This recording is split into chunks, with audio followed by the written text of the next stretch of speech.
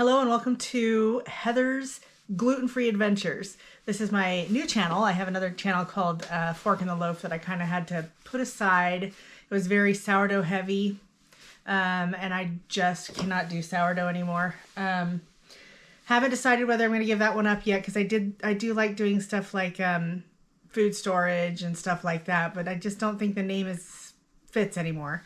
Not being able to make bread.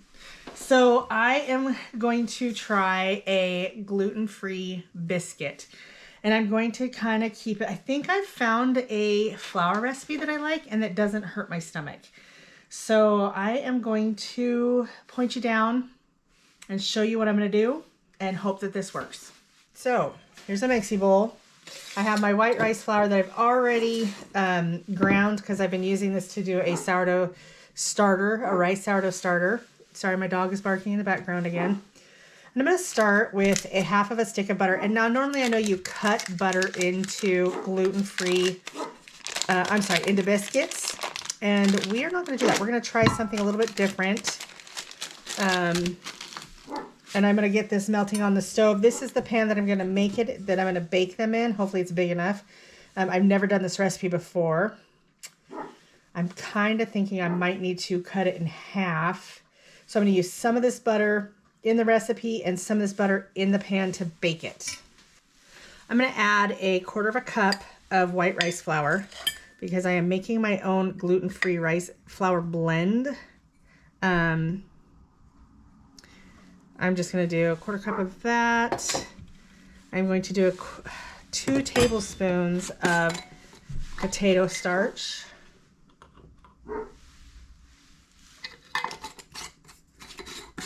And I'm going to do 2 tablespoons of tapioca starch. I haven't quite determined what the difference is between all of these yet, but I am going to work with them. I actually happened upon this a couple days ago when I made that banana bread, and it was so good. That banana bread was so good. Nobody could tell that it was gluten-free, and it was just fabulous. I mean, it was like, it gave me hope that I can do this. And in my mock meal, I'm going to do a 1/4 cup of sorghum flour, sorghum, and a 1/4 cup of millet.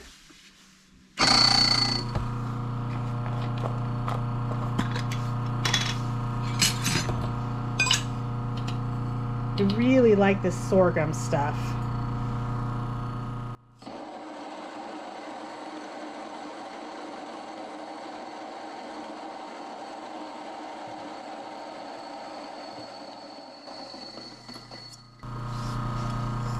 This is millet.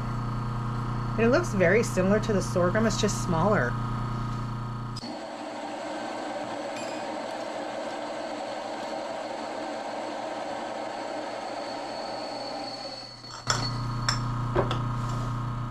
I'm going to add 1 tablespoon of flaxseed, ground flaxseed. And I think I know that flax can create a bit of a binder, kind of like an egg can. I'm just going to give that a quick little whisk and get all that incorporated together. I am not going to add my leavening yet. This is going to be the leavening. I'm going to let it soak and rehydrate for about 30 minutes before I do anything with it. It's kind of a trick that I've learned recently with doing and all this research that I've been doing on this gluten-free stuff, is you want to soak these things for at least 30 minutes. Now, I'm a believer of soaking your grains in general, and I would normally go way longer than this. Eventually, I'm hoping to perfect sourdough gluten-free. But for now, until I get that perfected, I'm just trying to learn how to use these flours and how they work and all that fun stuff. I thought about just doing straight sorghum biscuits, but I really want to practice more with this particular flour blend because so far I'm loving it. So we'll see. And I'm not reacting to it. Oh, I'm missing a vital ingredient. For each cup of flour, you would use 1 teaspoon of psyllium, and I have, let's see, I have probably right around 1 cup. So I'm going to use 1 teaspoon. And honestly, if you get a little too much, I don't think that would be bad. For 1 cup, and let's see, I've got a quarter cup, quarter cup, quarter cup, 3/4 of a cup, and some of it's been ground plus that. It's close enough. 1 teaspoon is not, if it's a little too much, I don't think it's going to hurt. Get that incorporated in, and I know that that is used as a binder. Let's check on that butter I've got melting.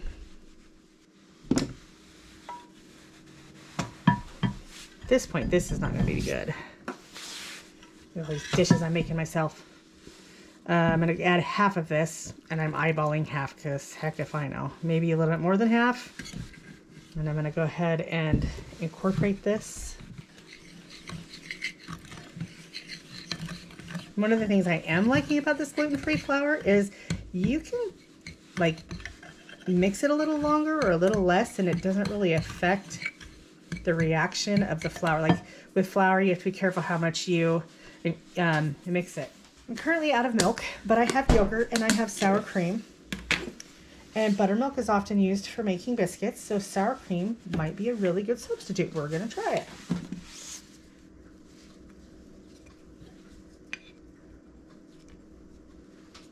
We're going to add 1/4 cup.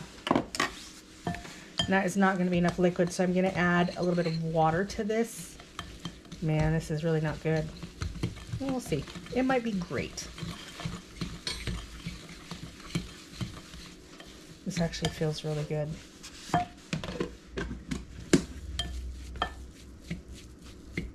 Yeah, so this is going to absorb a lot of the fluid that's in here, and it's already pretty dry. So I'm going to add 1/4 cup of water.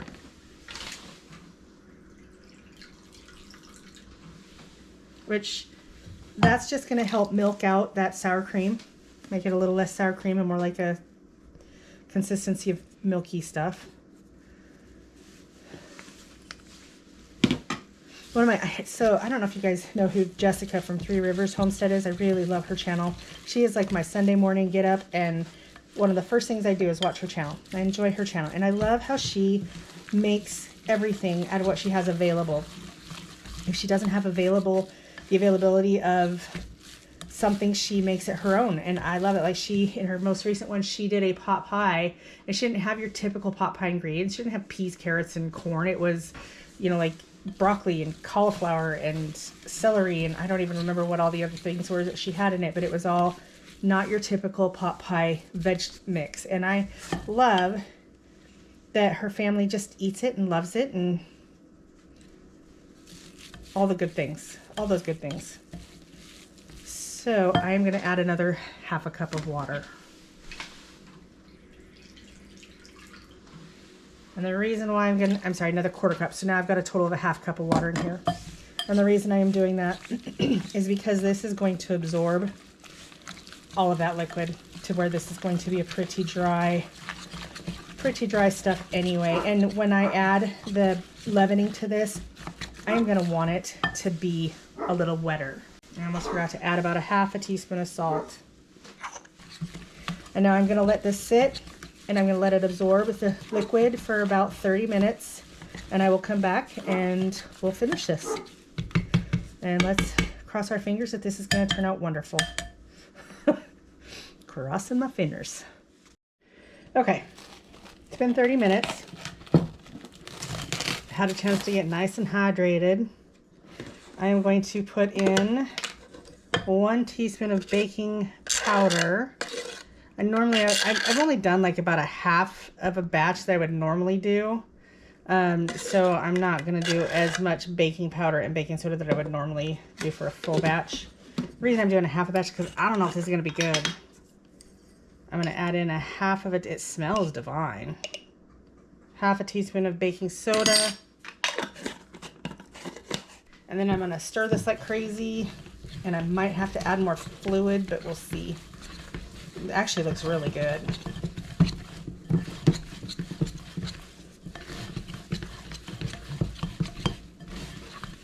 I think I'm going to call that good.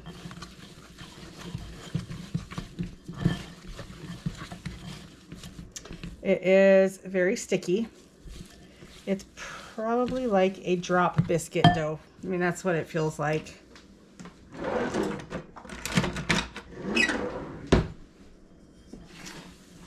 And I'm going to take this pan that still has that the last of the butter that I did not use in the stuff, and I'm going to drop biscuit these.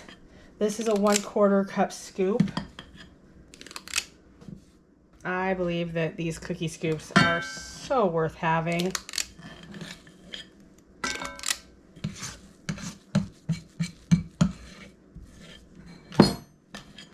Now my oven is preheated to 400.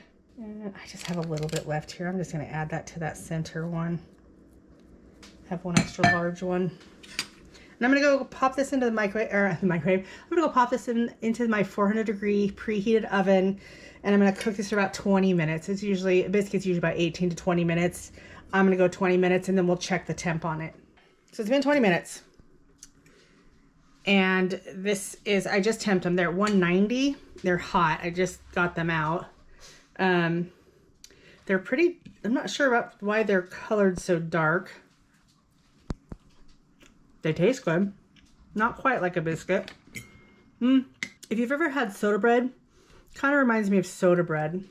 But I'm going to let them cool for just a little bit because they are hot, and they need to cool for probably about 15 minutes.